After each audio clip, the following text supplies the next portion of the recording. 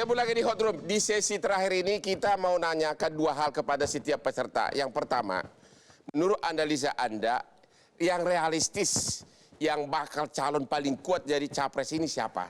Dan bagaimana cara agar pemilu ini aman nantinya? Pertama, kalau kita sepakat ada sebagian arah pemilu ini masih merupakan kelanjutan dari residu pertarungan 2014-2019, suka atau tidak. Dua orang yang dianggap paling mewakili adalah Ganjar dengan Anies. Ganjar dengan Anies. Ganjar melawan Anies. Ganjar melawan Anies itu yang paling menonjol. Karena Ganjar ada dalam posisi yang ini output dari hasil survei ya, bukan di spekulasi kualitatif. Memang dianggap sebagai penerus Jokowi. Anies dianggap sebagai antitesa Jokowi. Pak Prabowo karena saking negarawannya kemudian memiliki problem identitas politik. Dua pemilu dia adalah orang yang mewakili simbol antitesa Jokowi. Sekarang dia menjadi bagian dari loyalis Jadi, Jokowi. itu merugikan bagi kan Jokowi. Yang menjelaskan bahwa kenapa kemudian suara Pak Prabowo turun, suara Anies yang naik. Begitu pula sebaliknya. Pendukung Prabowo pindah ke Anies. Betul, ada kecenderungan seperti itu. Nah, kalau Pak Prabowo maju, logikanya katakanlah ada Ganjar, Prabowo, dan Anies. Di putaran pertama itu pasti akan merugikan Anies. Karena suara Anies akan terpecah kalau kita sepakat mereka ada dalam ceruk yang sama. Tapi logikanya kalau Ganjar tidak berhasil memenangkan pertarungan di putaran pertama, putaran kedua ada potensi suara pemilih Prabowo lebih banyak mungkin yang ke Anies dibanding Ganjar. Tapi kita kemudian memastikan walaupun ini kelanjutan dari pertarungan sebelum, tapi ini harus menjadi pemilu yang lebih berkualitas. Artinya bagaimana caranya masuk ke pertanyaan kedua tadi. Pendukung ini juga jangan sampai berhenti memaksa para pemegang tiket partai, ketum-ketum partai ini bersikap realistis seperti yang kita perdebatkan sekarang. Pilih dong yang surveinya tinggi, jangan berhenti sampai di situ. Saya percaya betul Januari sampai Maret sudah akan terbaca kok. Jadi, terima kasih. Itu logikanya. Pak Rey, gimana? Siapa yang realistis bakal memenangkan capres ini? Bayangan saya ada dua skenario. Skenario pertama 3 capres, skenario kedua adalah 2 capres. Yaitu? 3 capres tentu saja Ganjar, Anies, dan Prabowo. Itu tiga pasangan. Kalau 2 pasangan, kemungkinan besar adalah Ganjar versus dengan Anies. Dan Prabowo masuk di antara salah satu di antara keduanya. Kalau 3-3-nya maju, ya tentu saja. Yang diuntungkan siapa? Yang saya kira Ganjar lebih potensial melangkah, lebih maju. Kenapa? Karena pendukung Jokowi, pendukung Prabowo sama Anies pecah. Pecah dan Prabowo akan menjadi faktor penghalang untuk bagi Anies mendapatkan suara lebih. Tapi saya kira kalau 3-3-nya maju akan ada 2 putaran. Akan ada 2 putaran? 2 putaran pilpres. Tapi kalau cuma 2 pasangan, kemungkinan besar targetnya itu hanya 1 putaran.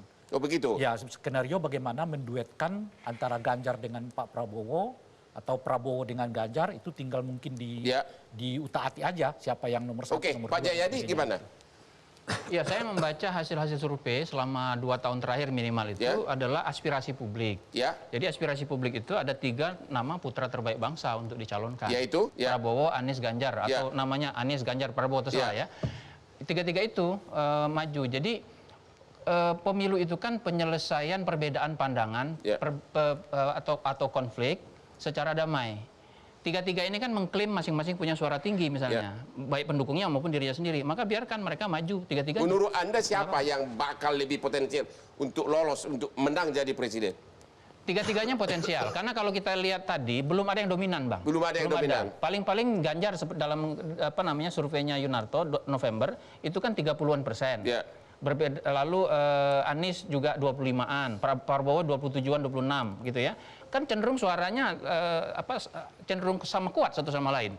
Jadi kita harus lihat pergerakan ke depan. Apakah misalnya Anies berhasil dalam setahun ke depan misalnya itu berhasil menggerus lebih banyak suara Prabowo. Lalu kita lihat juga suara yang disebut pendukung Jokowi. Kemana pergerakannya?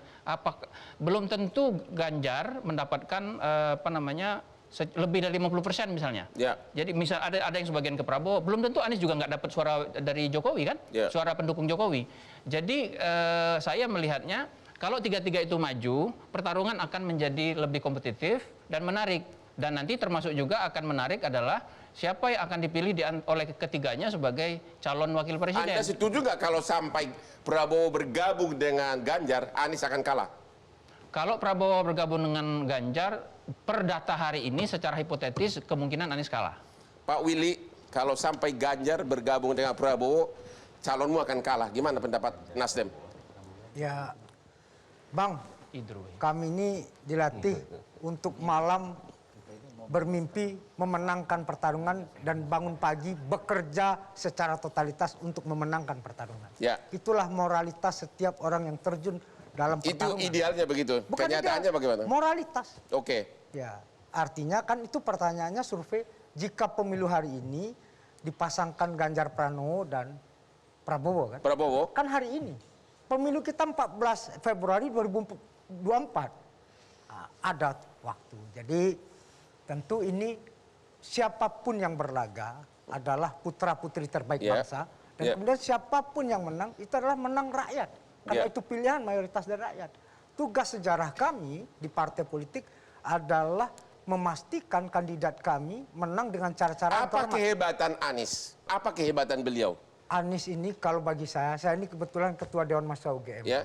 Anies itu ketua SMPT, Senat Mahasiswa Perguruan Tinggi UGM.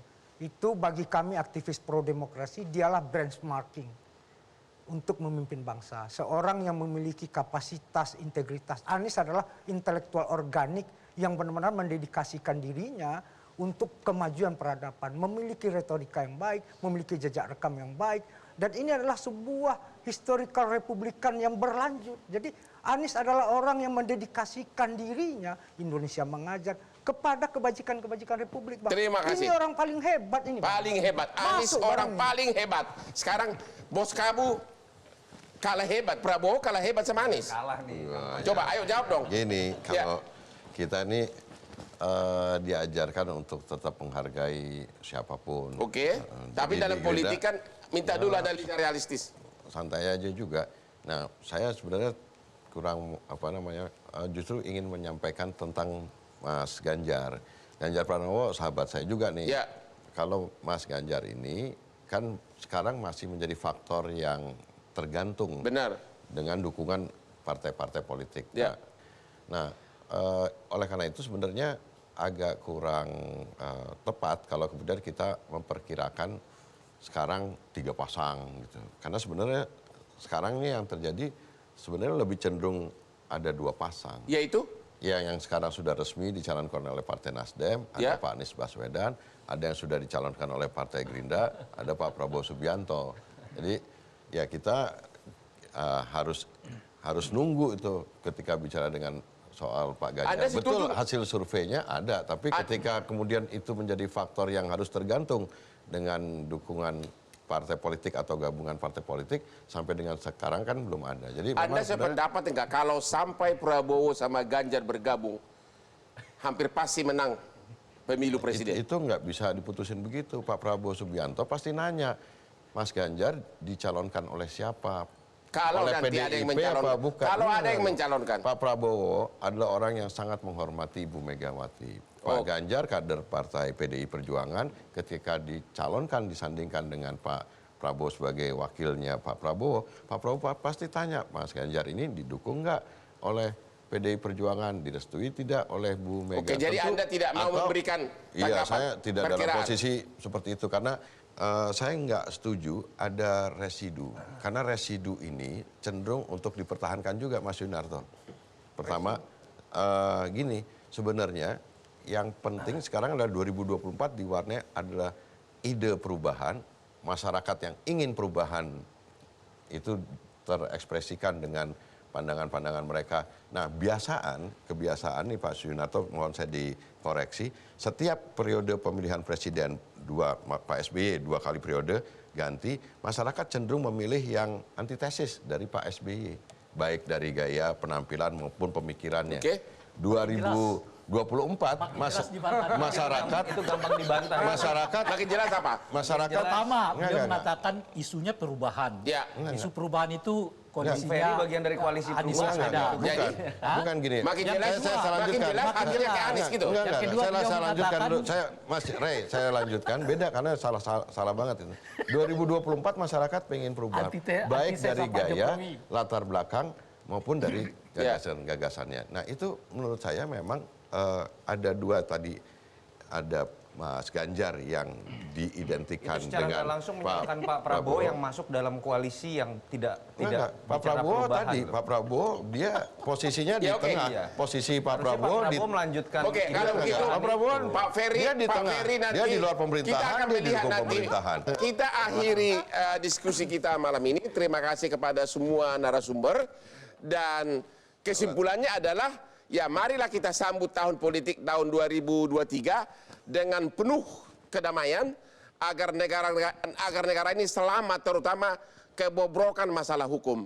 Demikianlah akhir dari diskusi kita malam ini.